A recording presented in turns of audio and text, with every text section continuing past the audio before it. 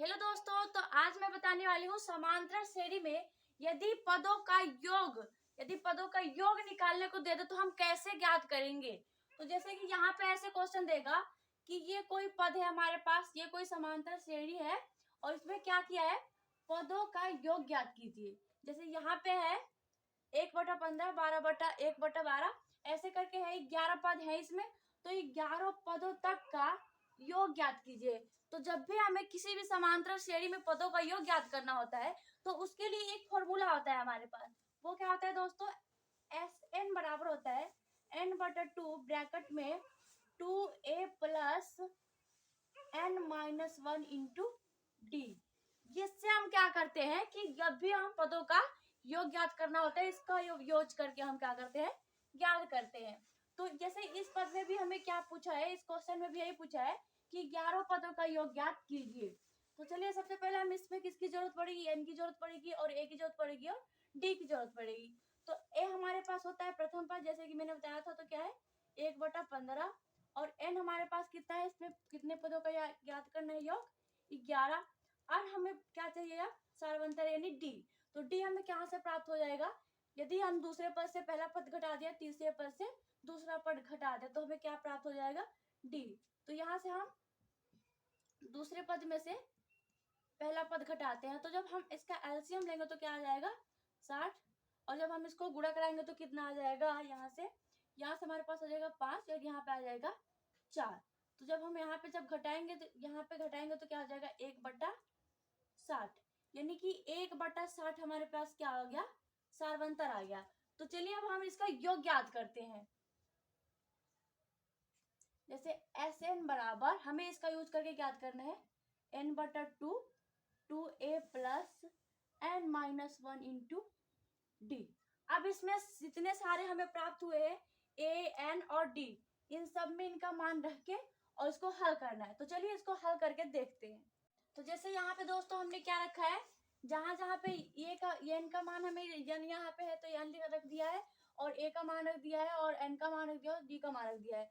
जैसे आप यहाँ पे देख लीजिए, मैंने इसको हल कर दिया है। देखिए एस एन बराबर होता है n/2, तो एन हमारे पास क्या है यहाँ पे 11 और बटे में 2 लिख दिया है और 2 गुने में क्या है ए, यानी कि तो ये हमारा हो गया 1/15 और प्लस एन हमारे पास है 11 और -1 और ये हो गया सारवंतर 1/60।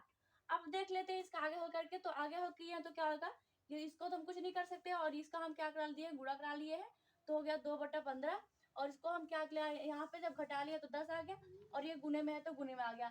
जब यहाँ पे हम यहाँ पे भाग दे दिया 10 से तो क्या हो जाएगा 60, तो 10 छक्के 60 हो गया और यहाँ पे आगे हल किया तो 11/2 और यहाँ पे हम क्या कर दिए, इसको ऐसे रख दिए है और यहाँ पे हम ऊपर गुणा करा के और नीचे भी क्या कर दिए है, बटे में 6 लिख दिया है।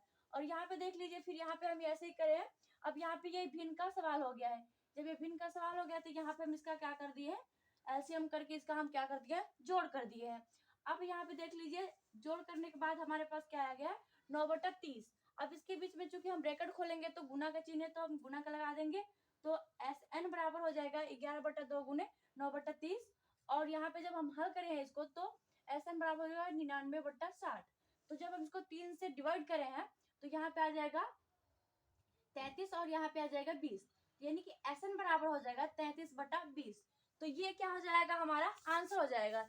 यानी कि जो हमारे यहाँ पे हमें क्वेश्चन में दिया था 11 पदों तक का योग ज्ञात कीजिए, तो ये 11 पदों तक का योग कितना हो जाएगा 33/20। ये हो गया आंसर का। तो चलिए हम अगले प्रकार का सवाल लेकर देखते हैं। जैसे एक प्रकार से ऐसे भी क्वेश्चन दे देगा, जैसे प्रथम पद 8 है और एनवा पद 62 है और एस एन यानी कि जो योग है संख्या का वो क्या है 210। तो इसमें हमें क्या ज्ञात करना है, एन और डी क्या करना है, ज्ञात करना है। तो हमें दे दिया है ए दे दिया है और एनवा पद दे दिया है और एस एन दे दिया है और ए और हमें एन और हमें डी क्या करना है, ज्ञात करना है। तो सबसे पहले यहाँ पे ये दे दिया है कि यानी कि ए एन वाला सूत्र जरूर प्रयोग होगा क्योंकि हमें ए एन यहाँ से पहले से प्राप्त है और एस एन वाला सूत्र भी प्रयोग होगा क्योंकि ये भी हमें प्राप्त है। तो सबसे पहले हम एनवा पद निकालते हैं। तो एनवा पद क्या होता है दोस्तों, एनवा पद होता है हमारे पास ए प्लस n-1 इंटू डी। तो अब हमारे पास एनवा पद कितना है 62, तो 62 लिख देते हैं और ए कितना है हमारे पास 8 और एन हमें नहीं पता है और ये हो गया डी भी हमें नहीं पता है। तो 62 ये इधर चूंकि प्लस में तो आ गया माइनस में, और हमारे पास यहाँ पे क्या बचा एन डी माइनस डी। अब यहाँ पे जब घटाएंगे तो क्या बचेगा 54 और बराबर क्या हो जाएगा एन डी माइनस डी। अब हम क्या करते हैं इसको आगे हल करके देखते हैं या एस एन वाला सूत्र लेकर, यानी कि एस एन बराबर होता है एन बटा टू ब्रैकेट में 2a plus n minus 1 into d. ये हो गया। तो एस एन हमारे पास कितना है 210 और एन हमें नहीं पता है बटे में 2 और 2 ए हमारे पास कितना है 8 और एन नहीं पता है हमें, डी भी हमें नहीं पता है। यहाँ से अब आगे हल करके देखते हैं तो 210 की इधर हम इस पर गुणे में लाते हैं तो हो गया 2 इधर और यहाँ पे क्या बचा एन और बटे में क्या बचा 8 दूना 16 प्लस एन डी, इसको हम गुणा करा लेते हैं और डी ये बचा।